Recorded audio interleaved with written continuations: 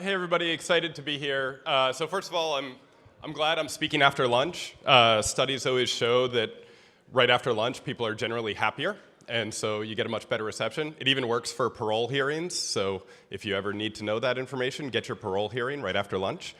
And I'm from San Francisco, so I think it's 3 in the morning in San Francisco, so if I say anything completely incoherent, just blame the jet lag. Other than that, excited to tell you about my experience in marketplaces. So I'm a GP at Jackson Square Ventures. We're an early stage fund in San Francisco, 240 million under management, and it's all early stage SaaS and marketplaces. So what we mean by that is we write $1 to $5 million checks in companies that are typically somewhere between 5 to 30 million in valuation. I don't like to use the words seed and Series A anymore, because as you've heard tons of times, people are now raising like 3 or 4 seed rounds, and the price is going up, and it just doesn't mean anything. So we focus on just dollars in and valuation.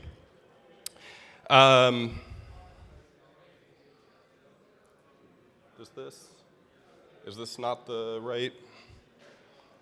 Oh, there we go. Okay, so these are just some of the companies I've been involved in. Upwork, I was on the founding team. At the time, it was called Odesk. Has anyone used Odesk or Upwork? Okay, fantastic. So I was on the founding team when it was 4 people, 2004. I was there from 2004 to 2010. And basically, I ran a little bit of everything. So I ran sales, product, community, operations, marketing, biz dev. And along the way, I made a ton of mistakes. And luckily, we got a few things right. And so a lot of the lessons that are in this presentation are some of the insights that I gained from trying to grow that marketplace. And I'll be happy to share all the stories of the mistakes I made, but of course the company is now public, went public on NASDAQ about a month or 2 ago, so no forward-looking statements, only retroactive looking at the mistakes. Also a founding team member at Rev, which does translation and audio transcription, captions and subtitles. And so it's what most people are calling a fully managed marketplace these days. And then my job for the last 8 years is a marketplace investor. So as a VC, I've invested in Contently, which is a B2B content marketing SaaS plus marketplace play. Bus.com is exactly what it sounds like. It's a bus marketplace. Thank you, Dan. Strava, some of you may know, or anybody a Strava user? Okay, we got a few. We should get some more. If you run or ride, you should use Strava. It's really a social network for athletes to track all their rides and runs. OfferUp is one of the largest mobile marketplaces in the world, certainly the largest in the US. And it's really a Craigslist competitor. So it's peer-to-peer classifieds. Take out your phone, snap a picture of something you want to sell, and there's over 100 million items listed every single year. And I think they publicly announced that we're doing over 25 billion in annual transaction volume. So they've reached a really big scale. Rented is in the real estate space, connecting property managers to property owners. It's kind of like a B2B version of Airbnb. Crexy is another one, commercial real estate marketplace.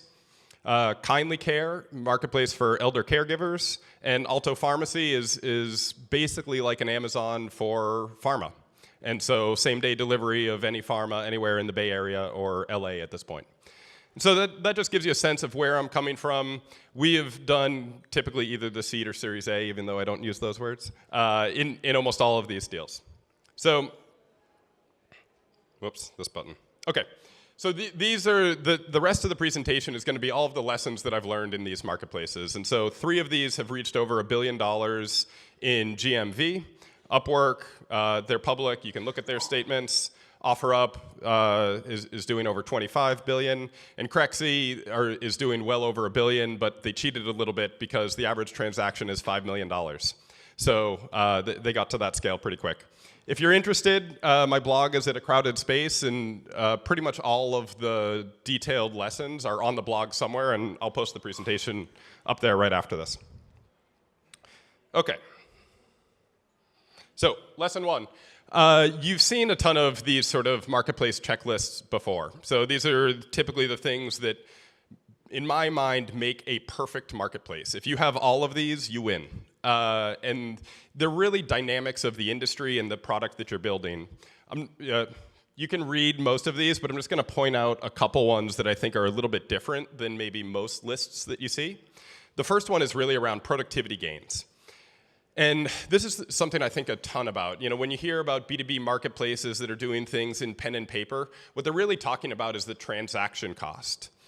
And so it might be fairly easy once people have discovered each other to complete that transaction. But what I think you need to understand is all of the things that happen outside of the typical platform. And so the good marketplaces nowadays are taking more and more of that on themselves and really just reducing the overall transaction cost for a buyer to meet a seller and complete the transaction.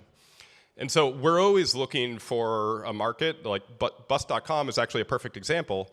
If you want to go charter a bus, it's a massive pain. You have to go find a whole bunch of different suppliers, call them up, get RFQs in place. It's all emails and calls back and forth. And they do it self-service online. And so suddenly that transaction cost has been radically reduced. And that's why it's working. So you've heard all about massive markets, obviously, high fragmentation. One other one I'll point out that I think a lot of people sort of get burned by is this notion of irregular, quote, non-monogamous usage. And this is, I'm going to give you an example about nannies in a minute. Marketplaces function much, much better if you're interacting with a whole bunch of different suppliers. If you're really just a buyer that's looking to find one seller and then you're done, the reality is the marketplace just doesn't add much value after that match. And so that creates all kinds of problems later on for the platform. The last one I'll point out is the no disintermediation. So this is a problem for pretty much everyone. And one of the things I always really look out for is there's certain marketplaces where once a buyer and seller meet and once they've established their own trust, they actually both want to get off of the platform. And that causes just these massive problems. Sometimes they outgrow the marketplace and that just kills you because your best users are leaving your platform. So it's really important to understand the disintermediation characteristics. Okay, anyone have all 10 of those? If you do, come talk to me later. So would love to learn more. So a couple examples of ones. Some of these can be deal killers. Almost nobody has all 10 of them perfectly. But I'll just point out, some marketplaces that have always seemed to make sense to me, but then I think they fail one of these criteria. So nannies is a perfect example. I have 2 kids at home. We have a full-time nanny, and I have absolutely no need for a marketplace once I found her, right? I pay her directly. I message her on WhatsApp. There's simply, none of us want a marketplace in the middle anymore. And so when I have that relationship of I just have someone employed full-time for a year and they're local and on-site, that's a disaster for a marketplace. So I don't think we're ever going to see a marketplace, there's marketplaces that might be about the introduction, and you see things like care.com, they have to basically try to bleed you dry to get a monthly subscription just so you can contact a couple nannies, but then they're done. And I have no reason to ever go back to them. So nannies fails. Another one I've seen is aircraft maintenance, which at first I thought was an incredibly interesting marketplace. It's a surprisingly large market. I think it's about $40 billion. And it's a huge problem because obviously if your aircraft is grounded at all, you're losing tons of money very, very quickly. And so the speed of maintenance is incredibly important. But the big problem here is there's no fragmentation. You have really just a couple dozen airlines that really matter. And so the marketplace in the middle can't make any money. They just don't have any pricing power, and they get forced way down by the big airlines. So this one fails on the fragmentation model. And then locksmiths, this is one of my sort of easiest passes I've ever done. So when Uber came along, they created the whole on-demand economy wave of startups, and everybody was trying to do the Uber for X. And one of them, I actually saw a couple people trying the Uber for locksmiths. And at first, it sounds great, right? Wouldn't that be nice? If you need a locksmith, click a button, boom, you have it. But the problem is just the frequency. I think I've used a locksmith twice in my life, and I've paid about $100 each time. And so there's just not enough frequency of usage in the locksmiths category to ever build something interesting. So that gets me to my next slide. And apologies, you probably can't read the small writing in there, but this is how I basically chart all marketplaces that I see. And these, I think, are 2 of the most important variables, which are basically frequency of usage, and it's specifically frequency of match. So while I might use my nanny every single day, I'm not matching with a new one every day. So it's really the frequency of the match and the size of the transaction. And this isn't your classic, 2x2 where you just want to be in the upper right. What this is really defining what type of marketplace you should build based on where you are in that 2x2. So things that are way on the right, super high frequency, things like taxis and meals, which is why we have Uber and Postmates and DoorDash or whatever's big here.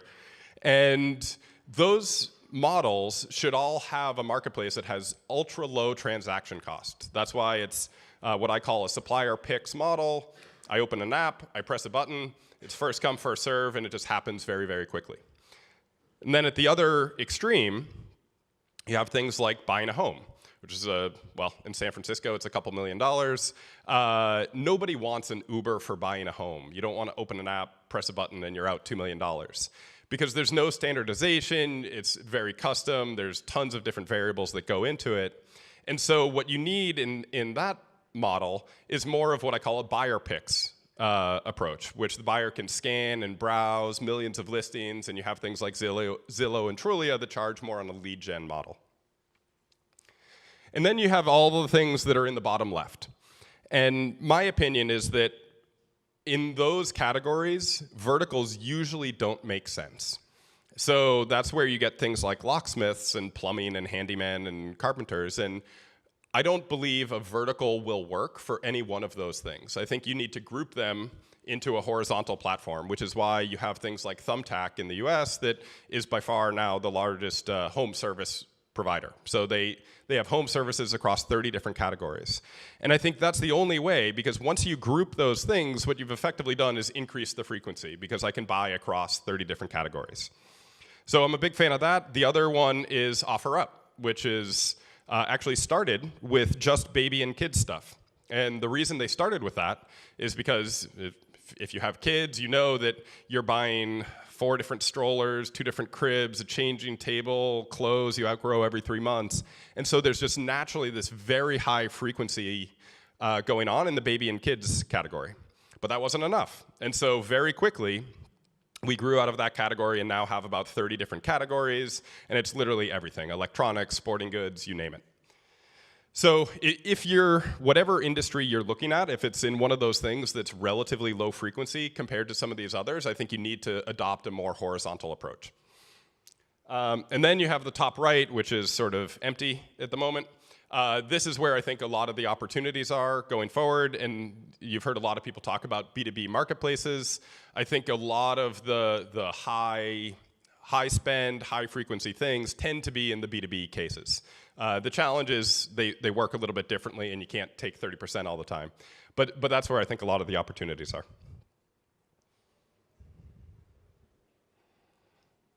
Okay, so I was just talking about Rakes. This is how I view the rake factors. I think the average I see is probably about a 20% rake for marketplaces.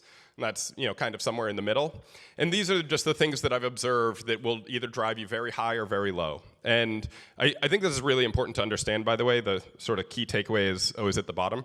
High rake is definitely not necessarily better. Some of the best marketplaces have exceptionally low rakes. Like Alibaba is an average of 3%. But if you're in a smaller market or a vertical, you absolutely have to have a much higher rake. So sometimes it's good, sometimes it's bad, but these are the characteristics that drive it way up. If you have a fully managed marketplace, you're taking ownership of the quality and the deliverable, you get to charge really high rakes. As I've seen 50, 60, 70% in some cases. And then the next level is you're not taking full ownership of it, but you have lots of things like insurance and compliance, and you can do scheduling and availability on your platform. Those get a little bit higher. And then as it's going down, you start to have, in the 10 to 20%, you start to have more transparent fees, but you're not taking as much ownership of it, and you tend to have higher price things like Airbnb stays and things like that. And then the tiny rakes, and the ones that oftentimes start at 0 and then build up from there, are the ones that tend to meet in person. You can think of the nannies example, or peer-to-peer goods, or used cars, or things like that. Often start completely free, but the markets are so massive that you can start completely free and then figure out how to add value-added services on top to get your effective rake up. Okay, so next thing I'm going to talk about is match types. So this is a big pain and suffering I had at Odesk in the early days is basically what we thought of as the fill ratio. And the fill ratio was what is the number of people hired over the total number of jobs posted. And that was just an incredibly important metric to us because obviously that is directly correlated with revenue, but it also is correlated to just customer satisfaction on both sides. Like they came there to find someone, and so the higher that is, the more satisfied they are. The problem is that the type of match that you do has a massive impact on that overall fill ratio. And so the lowest is what I call double commit. I have to post a job, candidates need to apply, and then I need to interview and sort of pick someone, and then they need to actually accept the work. So there's a lot of back and forth, and it violates every conversion funnel thing you've ever seen, right? You have just tons of opportunity to fall out of the process. So that one, unfortunately, is the worst for fill ratio, but sometimes it's necessary because you just don't have any standardization, and there's no way to do the, click a button and someone takes the job. So the next best one is buyer picks, which is basically how Airbnb works. I can scan through thousands of listings, and you've seen over the years, they've moved from basically when they started, it was all the double commit model. I'd see a place, I said, hey, looks great, I want to stay this weekend, and then they'd have to approve me and decide if they wanted to rent their place out to me. What you've seen is Airbnb is pushed so hard to get to the instant booking model, and that's exactly because of this issue. It drives conversion ratio way up. You don't have that drop off. And so buyer picks with a single commit, as soon as I see it, if I want it, book it, that's the next best thing for fill ratio. And then the best one is supplier picks, and that's basically what Uber and Lyft have. So I just say I want to ride from A to B, and then I don't get involved at all. It's really just first come, first serve, or it's automatically assigned. And that's, in my experience, the only way that you can get to close to 100% fill ratio is if you have that supplier picks model. I can almost guarantee if you have a healthy network and you have a first come, first serve, anybody can claim the job, it will get claimed. So if you have the opportunity to go to that type of model, you absolutely should.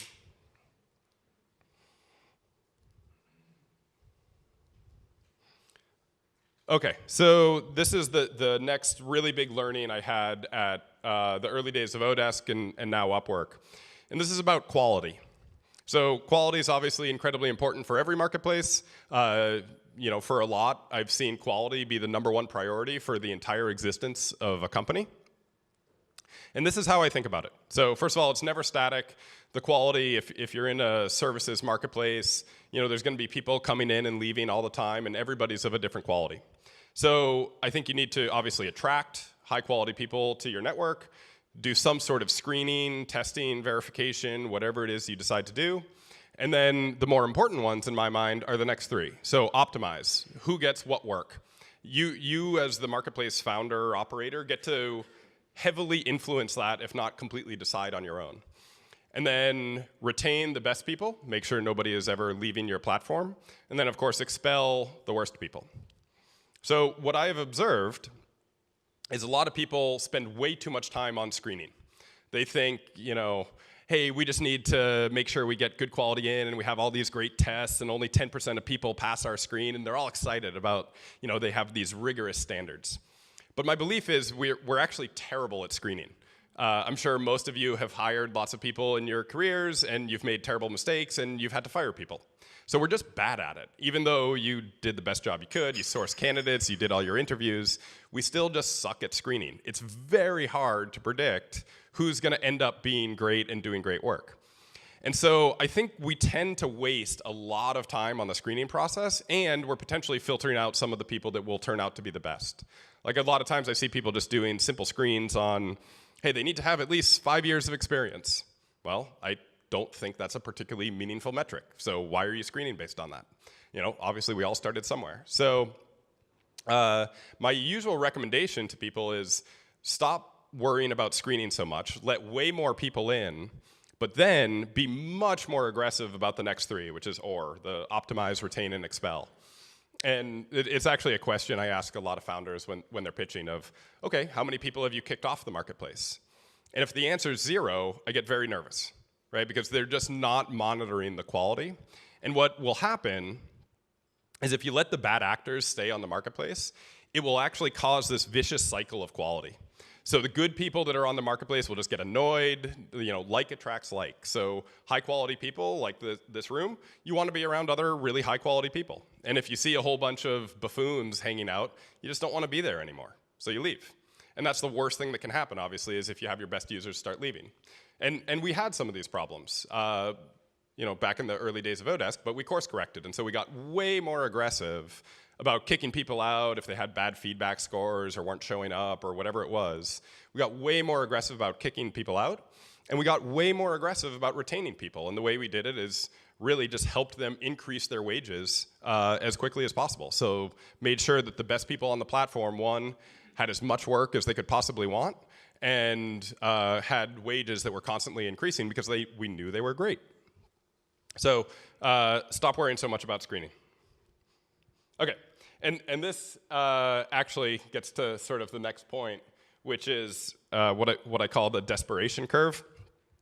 So we found this is exactly about that screening issue. It can actually have the opposite effect you're intending. So we put in all these hurdles and these tests and certifications, and then what we found is the best people just didn't bother going through them at all. And so it actually, putting in those hurdles, lowered the quality of the network even faster. So again, and it's the same sort of thing. Great developers or engineers in Silicon Valley, they never apply to jobs. They just get recruited. And so you need to design your marketplace and workflow and screening and onboarding process for the highest quality people, and just make sure you have a really good way to get the low quality people out. Okay. So the next one is about teaching your users, and this is something I think is just incredibly important. And I've discovered a few tactics over the years that I think work incredibly well. So first of all, every marketplace is completely different. The policies, the way you use it, they're all different. And so you need ways to kind of educate your users as they're coming on board. And a few of my favorite ones here, matching new and repeat users. So what we found, we actually had this thing called the noob ratio. So the newbie ratio at Odesk was trying to make sure that ratio was as close to 0 as possible. We never wanted a completely new freelancer to work with a completely new buyer, because we just knew statistically the odds of failure were close to 100%. But if we had either an experienced buyer or an experienced freelancer, odds of success went way up. And so we actually heavily encouraged new buyers not even to review candidates that were completely new. We sort of hid those from the interface a lot of times. So do whatever you can a lot of times to match new and repeat successful users, and that is a good way to onboard people. Community forums is the next one. I'm a huge fan of community forums. I think they've kind of gone out of favor, and a lot of people don't have them anymore, but I think it's a great way to get product feedback, so I encourage everyone to go back and launch community forums. And then the last one is one of my favorites that some of my companies do. You might have a marketplace. I'm sure, obviously, if you're the founders, you're eating your own dog food or champagne or steak, depending on how you like to phrase it. But one of my favorite tactics is actually to delete every employee's account each week. And so every employee starting on Monday has to re-sign up and go through the onboarding process. And it's just a great way to make sure that everyone is experiencing the same thing as your users over and over again. And I guarantee once you put engineers through this process a number of times, and there's any annoying step, it'll quickly get fixed. So that's one of my favorite ones. Just start deleting people's accounts, see what happens. So network effects. Most people think network effects look like something on the left, where, hey, I get more users and I fall, is it Metcalfe's law, I think? It just keeps getting better and better and better over time, but I think the reality is nothing like that. I think the reality plateaus. If Facebook adds another 100 million users in China, it doesn't change my experience at all, right? So the reality is that the network effects taper off pretty quickly. And we found that at Odesk, and we found that at OfferUp. We found that at Crexy. We found this in pretty much every market. So if you think about it from a job posting perspective, if you post a job and you get 10 qualified candidates, that's probably great. That's all you need. And we kept going, and we kept getting more and more scale, and then we were getting up to 100 candidates per job. But that actually became worse than when we had 10, because then people were just completely overwhelmed, had no idea what to do. And so you need to actually constantly reinforce the network effects, and I think that can only come by using your scale to do new things. And unfortunately, I hate to say it sometimes, but Uber has done the best job of this. If I was an investor, I'd be more proud of it, but I missed out on that one. So Uber has done a great job. They had the black cars, and then they had enough scale that they could do UberX, and things got a lot cheaper. And that plateaued again, because there's only so far you can take it. There is some effectively fixed costs of the drivers and gas, and there's only so much you can do. So the next thing they had to do was Uber Pool. So again, completely reinvented the service offering once they had enough scale that they could do something completely new. And for what it's worth, if you guys know NFX, it's one of the marketplace investors in the US, they have a great blog you should search on for reinforcing network effects. I think it's one of the best pieces out there about how to consistently do this. And if you don't, I can almost guarantee someone else is going to come along and invent a new service. And I think that's one of the ways startups actually get disrupted fairly quickly, is they just count on the existing network effect and the initial product offering too much, without looking to completely new ways to scale things and introduce new network effects. Okay, the next one is on tiering. And this was a huge learning for me personally at Odesk. We had this vision, which is great, which is, hey, we're going to build this amazing global meritocracy, and everyone's going to get these feedback scores, and we're just going to display all this information, and the cream will rise to the top, and everything is going to work out fine. And of course, we were completely wrong. It sort of works, but you really need to introduce segmentation. I think there was another talk about segmentation in users for marketplaces. I missed that one, unfortunately. But my experience is it really follows the classic 80-20 rule. Once you know that 20% of users are doing 80% of the work and 80% of, most importantly, the good work, create a different tier or a different segment. Only have 5 minutes. Okay, so just a really quick example. What we do at Rev, where we're doing audio transcription, is once we know people are really good, we promote them to what we call a Rever Pro tier. And they get certain benefits. They get early access to jobs. So it's first come, first serve to claim jobs, but they get to see the jobs an hour before everybody else does. And so that guarantees, that does the optimization thing. We know that the best workers are going to be working on most of the jobs because of those segmentation tiers. So disintermediation, this is just very simple sort of graphic. This is the way I think most users perceive the value in marketplaces. They perceive a ton of value up front, and then usually it declines rapidly over time as things like trust and the matching sort of fade from memory, and you're just thinking about, why am I paying this marketplace 10% still? So at some point, users are going to try to disintermediate, and so you really only have two choices: increase your perceived value or lower your fees. And sometimes you don't have any good way to increase your value. So I think more and more marketplaces will be lowering fees over time, doing things where once you've spent $10,000, the rake drops. And so people are going to be doing more and more dynamic pricing over time. On feedback scores, so I hate 5-star feedback systems. I just think they're fundamentally inaccurate. And what you should notice from this is that most of these are sort of 5-centered. Like 80% of all the scores are 5 stars. So it doesn't really give you any sort of signal. By the way, in Yelp, it's all 4 stars for whatever reason. But the point here is that humans, if you look at a 5-star distribution chart, you're going to have a few 1s where people really hated the experience, a few 4s, and a ton of 5s. And that's what every distribution chart tends to look like. And you have no 2s or 3s. So as humans, we just think of more on a 3-point scale. Either I loved it, I hated it, or it was just okay. So I think more people should move to just asking, like, would you like to use this again? Yes or no. Would you like to work with this person again? Yes or no. It's more actionable and more tangible. And the other thing is, definitely do this as private feedback. we found that when we did it completely public and I was rating you and you were rating me, there was just this massive grade inflation where everybody wanted to be nice, and so everyone just gave everybody 5 stars. As soon as we made that private, then we started getting much, much better signal in the data, and actually feedback scores dropped by a full point. But that was important because we could then act on it and actually do the retention and expulsion that we needed to do. So by the way, the other, I think, future of feedback systems is to focus more on behavioral data. So what do you actually do with the users? Do you have repeat transactions? That's probably way more meaningful than did you give somebody 5 stars. The repeat transactions is just way more important. And the other thing that I think will eventually happen that I haven't seen anyone do yet is sort of what Google PageRank does, right? A link from CNN counts way more than a link from my blog. But in feedback systems, everybody's feedback counts exactly the same.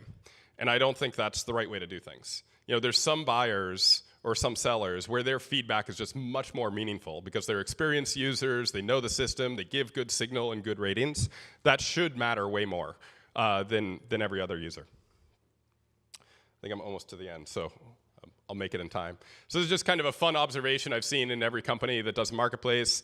At some point, you start off and you have no trust and safety team, and then at some point, the fraudsters kind of find your platform and they figure out how to take advantage of it. And they're very good early adopters and they talk a lot in these communities and they tell everyone else how to exploit your marketplace. So you have this massive spike in fraud, and then you overreact. And you introduce a trust and safety team, and they clamp down, and they add all these security measures and ID measures and things like that. And then the steady state is you have a growth team that's basically fighting your trust and safety team. And the important observation, though, is that if you have 0 fraud, you've probably still overcorrected.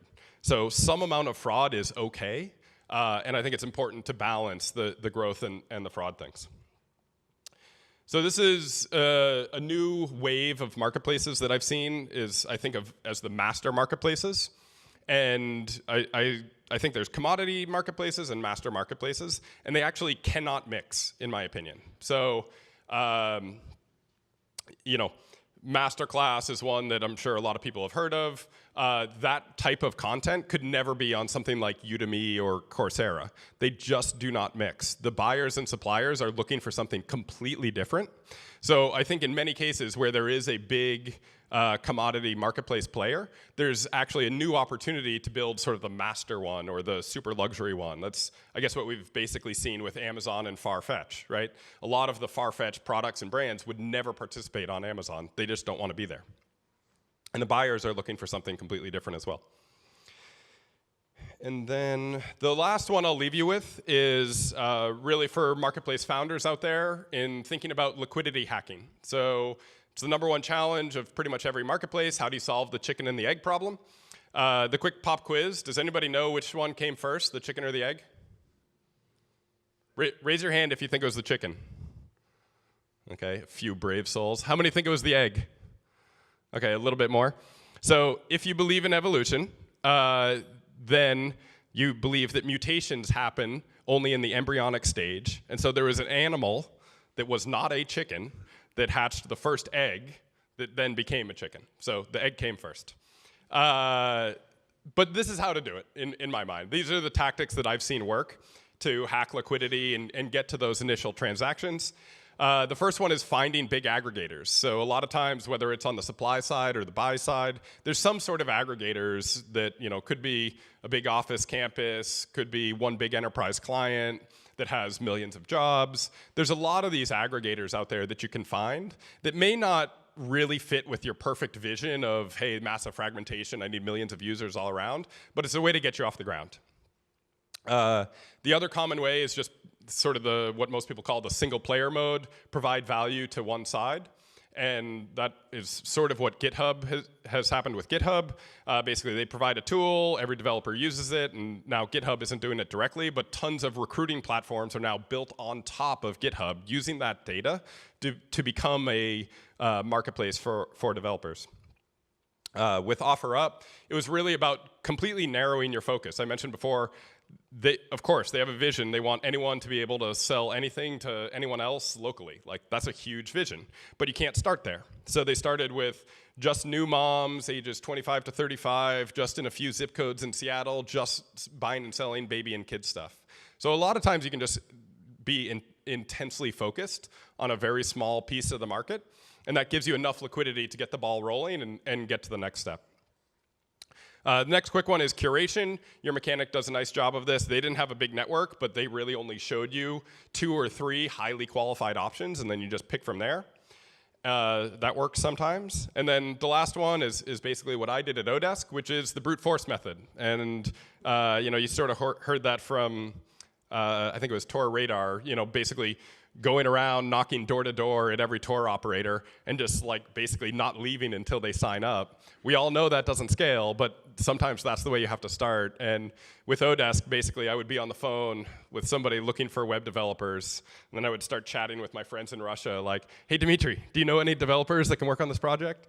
So of course it doesn't scale, but I was basically a recruiter for the first year, and eventually you get enough liquidity going in the marketplace that you can sort of have it work on its own. We actually did not have a marketplace for the first year and a half at Odesk. We only had the tools, and the only way to get connected was to call us, and then we would like scramble to try to find you some people in Russia or India, Ukraine, wherever.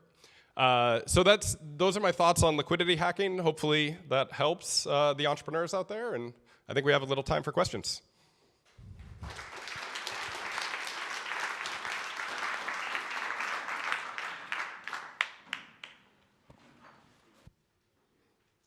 Hi, Josh. Thank you for the presentation. Just a quick question. You were quite against the nanny marketplaces, but you've invested in Kindly Care, which is basically the nannies for the elderly. So what was your thinking on that one? Because there is no market, there's network effects. It's an introduction business. The CAC is crazy. Is there anything that we're missing? And Igor, I guess it's Igor, right? The founder has done unique there. And based on your answer, I might have a follow-up question. Okay, fair enough. Thanks for calling me out on that one.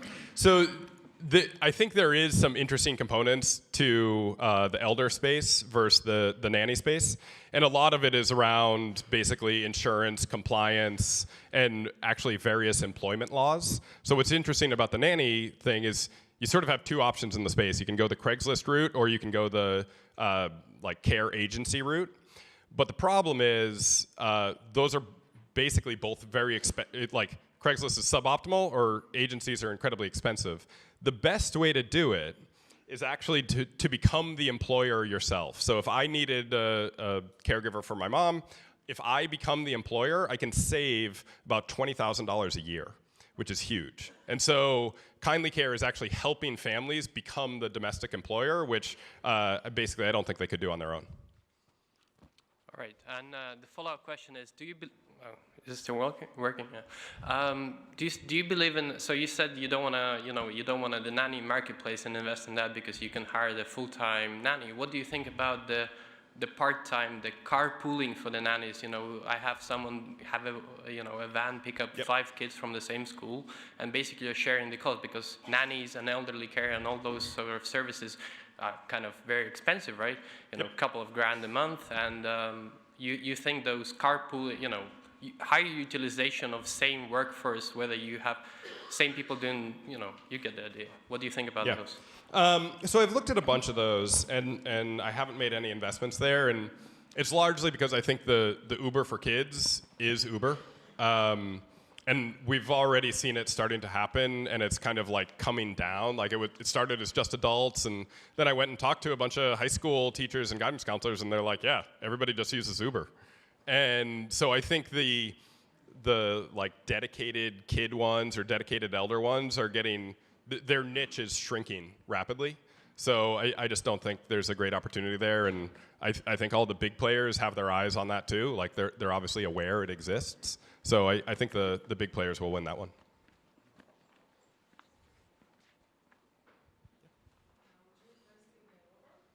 In which one? The dog sitting one? Well, it's too late stage for me now. Yeah, I mean, I think it.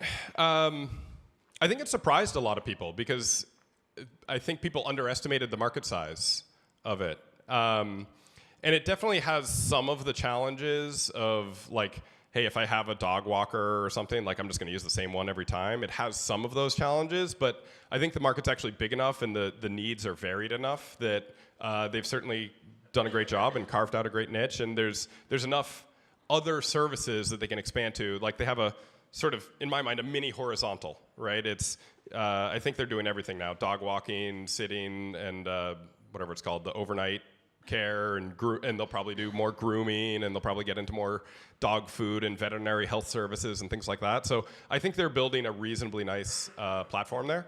So yeah, I think it's a great company, but too late.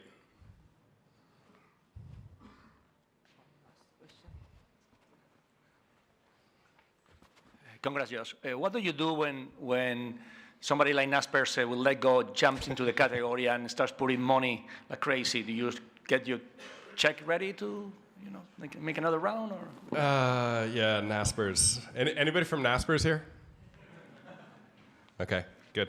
So Naspers is my nemesis. If anyone doesn't know, I'm an investor in OfferUp, which is the marketplace in the US.